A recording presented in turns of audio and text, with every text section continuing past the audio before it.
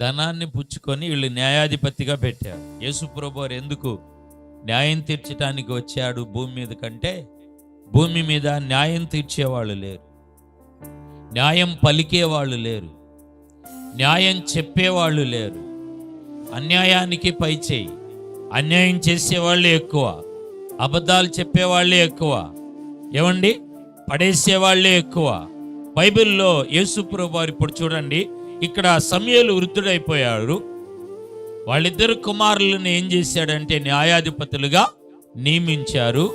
వారు లంచం తీసుకున్నారంట, ధనాపేక్ష కలిగి. లంచం తీసుకోవటానికి గల కారణం ఏంటంటే వాళ్ళకు ధన అపేక్ష వచ్చేసి, వారు ధనాపేక్ష కలిగి వారు ఏం చేశారంటే దేవుని వాక్యములో రాయబడుతున్న మాట ప్రియులారా, వారు న్యాయాన్ని తిప్పివేసేశారు. ప్రియులారా, మనుషులమైన మనము అన్యాయంలో ఉన్నా, న్యాయాన్ని కొనసాగట్లేదని, అన్యాయ పతనావస్థలో కృంగి ఉన్నామని దేవుడు ఏం చేశాడంటే నరుడుగా మన మధ్యకు వచ్చి ఆయన న్యాయము తీర్చడానికి ఆయన నరుడిగా జన్మించి, ఆయన పుట్టింది, ఆయన వచ్చింది, ఆయన వెతికింది దేనికి అంటే దేవుని వాక్యములో మనకు ఆయన న్యాయము తీర్చడానికి. లోకంలో న్యాయం తీర్చేవాళ్ళు లేరు. భర్త భార్యని మోసం చేస్తుంది, భార్య భర్తని మోసం చేస్తుంది అన్ని విషయాలు. పిల్లలు ప్రియులారా, తల్లిదండ్రులు సంపాదించి సమకూర్చి పెడితే ఆ పిల్లలు తల్లిదండ్రులు ప్రియులారా వారు అన్యాయం మోసం చేస్తూ ఉన్నారు. పిల్లలు తల్లిదండ్రులకి దుఃఖాన్ని, వేదనను తీసుకొని వస్తూ ఉన్నారు.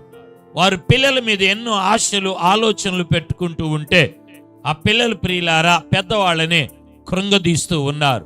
వాక్యము సెలవేయబడుతుంది కదా, ఇలాగా అన్యాయం అయిపోయి మోసపుచ్చబడి మన జీవితాలు కృంగి ఉన్నప్పుడు యేసు ప్రభు వారు ప్రియులారా వెలుగు రూపములో, ఆకారము లేకుండా అగ్ని రూపములో ఉన్న దేవుడు ఈ లోకానికి నరుడుగా ఏమయ్యాడంటే మనకు మధ్యవర్తిగా ఉండి ఆయన న్యాయము తీర్చును. స్తోత్ర స్తోత్ర. ఆయన న్యాయాధిపతి అయిన దేవుడు, ఆయన న్యాయము తీర్చే దేవుడు. ఆయన ఏం చేస్తాడండి? న్యాయము తీర్చే దేవుడు. ఆయన న్యాయకర్త, న్యాయము తీరుస్తాడు. లోకములో నీకెవరూ న్యాయం తీర్చకపోయినా దేవుడు ప్రియులారా న్యాయము తీర్చే దేవుడై ఉన్నాడు. స్తోత్రం. హల్లెలూయా, ఆమేన్, హల్లెలూయా.